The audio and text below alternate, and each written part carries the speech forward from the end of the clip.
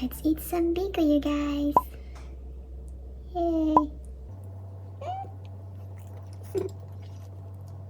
There she is.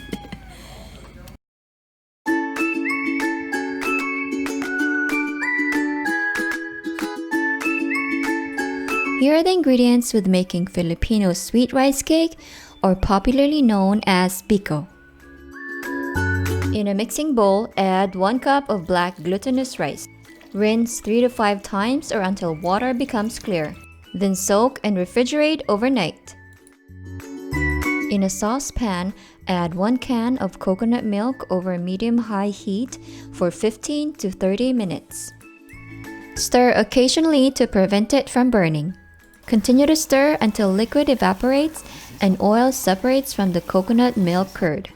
Remove from pan when coconut curds become golden brown.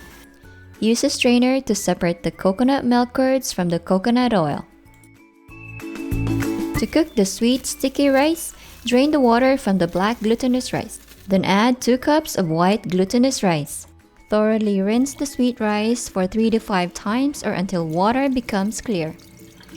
Make sure the sticky rice is evenly distributed. To measure, lightly dip your finger and ensure the water is halfway below the first line of your middle finger, or set it to the 4th mark on the rice cooker. For added aroma, mix 1 teaspoon of minced ginger. Cook it as sweet rice or for 40 to 50 minutes. To make the syrup, add 2 cans of coconut milk. Then add and melt 1 3/4 to 2 cups of brown sugar. Bring the coconut milk to a boil or until the syrup becomes thick.